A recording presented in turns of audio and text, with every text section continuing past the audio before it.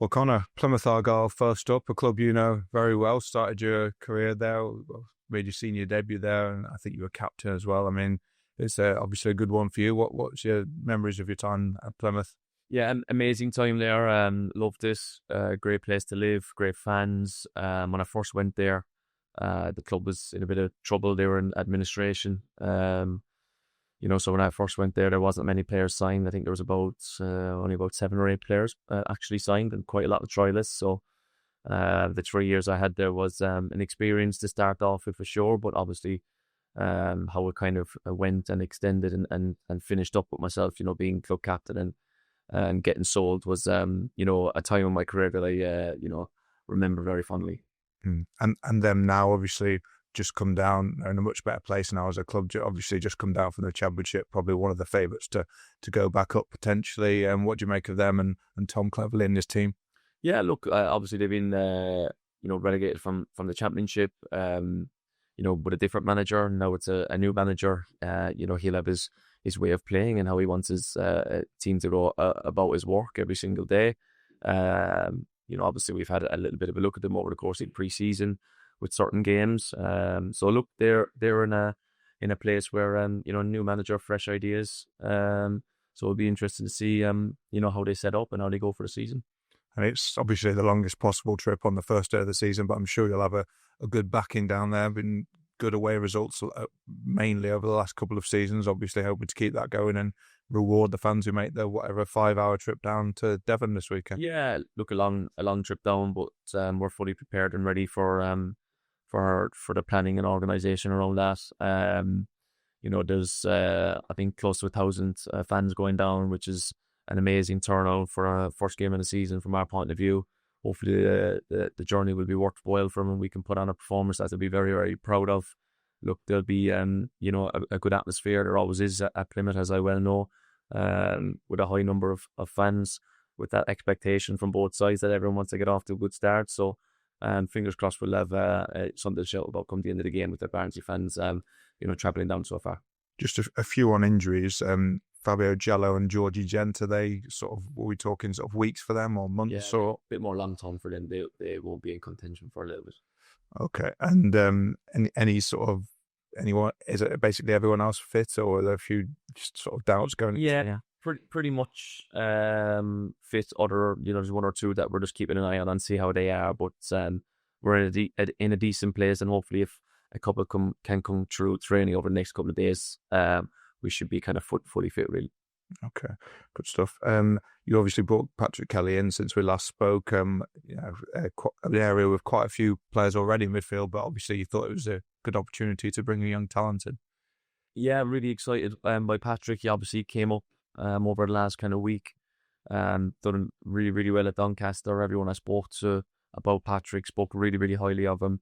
The bits I watched of him as well is a player for such a young age to play with maturity and have that room to grow and develop. So I think he's a really good asset and a really good footballer from the club. And I think the deal was too good to come away from. So I was really keen to get Patrick over the line.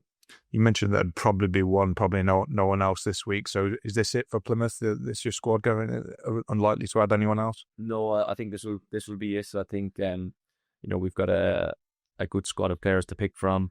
Like I touched on, if one or two can come through training, we'll be in a decent place. But as of from now, really going into the next couple of days before Plymouth, this will probably be it. Yeah. Okay. I mean, is it a squad obviously you're pretty happy with, and then potentially add more as the last month of the window goes on? Yeah, hopefully that's the plan. Very, very happy with where we are right now. I think we've got a real good core group of 17, 18, 19 players that are in a really good place. They've been brilliant over the course of the pre-season. I've got to say, I love coming to work every single day and working with them. We've added some quality. We've added players in positions that we needed to add as well. So I think for a first game of the season squad, I'm relatively happy with it, yeah. We spoke about the right back situation and Mile playing there the other day. I mean, was that something you saw when you were coach last season, that that in a back four, that's something he could do? Yeah, I definitely think he's got the capabilities of playing right back. And obviously centre half speaks for himself. I think he fits in there quite nicely. I think he gives us that extra physicality as well from set plays and in general play. So he's robust enough and athletic enough to get up and down as well at the right times. So he's not the most final third fullback in terms of goals and assists and what maybe a modern fullback is, but Mal will give you something completely different where, will be one duels, aerial ability, defensive and attacking set plays. It'll be a big plus and add more height in the team from that point of view. So he gives us something really, really good from a foundation point of view in that position compared to maybe a flying fullback would. Would sort of maybe a more modern fullback be the kind of player you're looking to, because you said you're looking to add one on top, maybe more like that to bring in to have two different options and horses for courses? Two different options. I think you always have different attributes in different areas. We might get an attacking fullback at some stage. Hopefully that's what I'm hoping for. In midfield, you have midfielders who've got different attributes. So I just think it's about, certain games will suit certain players. I'm hoping that we will get a right back that will have different attributes to Mal in the coming weeks. Is centre back a position you're looking to strengthen? Obviously, you've said about keeping more clean sheets, being better defensively. Does that just mean work on the training ground, or could it mean a new player coming in that position? I think a lot of work in the training ground has been the case over the course of pre-season. I think we're quite blessed with the centre halves that we have. Shep, Josh Earl, Mark Roberts. We got Conor Barrett. Obviously, Mal can play there as well if we do bring in a right back. So I think for the time being, we're quite fortunate with the centre half we have. Just on the way it works now, obviously in the past, the head coach has had an input. It seems like you're quite central to all the transfers. Was that something when you were talking about getting the job full time that you said as a sort of a bit of a demand? I want to be involved in that quite centrally. Yeah, absolutely. Yeah, for sure. I think that's really, really important for me. I put in tireless amount of work every single day from the crack of dawn till evening time, and I think it's only right from my point of view that I get a big say on the transfers off the back of that. So I don't want to have players that I don't want at the football club. The references that I've had on certain players that I mightn't have gone for, or just the players that we've brought in need to fit the culture and fit the way we want to go about it. And I think from the players that we've bought in, they fit into the system, they fit into the way we want to play, but on top of that, they fit into the people that I want in the building, because they're all first-class people on top of that. Obviously, there's ongoing stuff about will players leave and all that kind of stuff, but in terms of your sort of star first-team best players, have you sort of seen any distraction in them at all in all this speculation, or they've just been not professional as usual? They've been absolutely first-class, from number 1 all the way to number 20, whatever player that is. Whether they're main starters or squad players, they've all been absolutely first class, I must admit. So, the people training every single day have put in, tireless amount of work, just like I've asked them to do, and they've kind of followed that demand every single day. So credit to them, they've been amazing. And just lastly from me, you spoke about all the sort of fitness work that you've been doing throughout the season, going to the running track and the Durham Valley Country Park and stuff like that. Obviously, you're working loads on the football side as well, but was fitness something you wanted to get a bit better at this season? Obviously, there's a bit of an issue with conceding late goals last season as well. Yeah, I think that was really, really important. I think the club were kind of aligned with how we want to go and play the game. We want to, be really aggressive and high intensity and a high press, and win the ball back as quickly as we can. So I think if you want to play like that, you've got to be ultra fit, and that's the way we've planned and organised pre-season around that. Thanks, Conor. Cheers for your time. Hiya, Conor. It's funny, it goes around your sort of career as a player. Plymouth was like finishing school almost, wasn't it? And you go back there as a manager with your team, and it's just the start of another big part of your sort of football career. Yeah. Look, it's great to be going back. It's funny how it works out with the fixtures, and one of your old clubs, obviously, as your first game. But no, look, really looking forward to going back there. It's a long time ago now. Will there be a couple of familiar faces? I think there's one or two still there. Definitely one on the coaching staff that I think really, really highly of. So yeah, look, it will be a great journey, a great occasion, a great game, and I'm really looking forward to getting down there and getting going. You feel like it's your team now? I mean, you sort of stepped in the spring and you were managing it for the rest of the season, then took over permanently. This is you. It's your team. I think so. I think we're getting there. I think, look, like I said, there's still a month of the window to go, and there will be no doubt a couple of changes by the end of that transfer window. But I think it's taking shape into a place where yeah, you can call it my team, but I'm hoping by the end of the transfer window, it will really be cemented as my team. Yeah. What a difference a year makes. I mean, this time last year you were sort of preparing, and you sort of made your second debut, didn't you, against Mansfield, and now it's sort of all on you. You're sort of asleep late at night thinking about formations, this, that, and the other. It's funny how it works, isn't it? Yeah, exactly. Yeah. Last year was a bit of a roller coaster for myself. Obviously, started off as player coach, then retired and become assistant manager and interim, and then permanent manager. So it's been a bit of a whirlwind year, but I've really enjoyed it.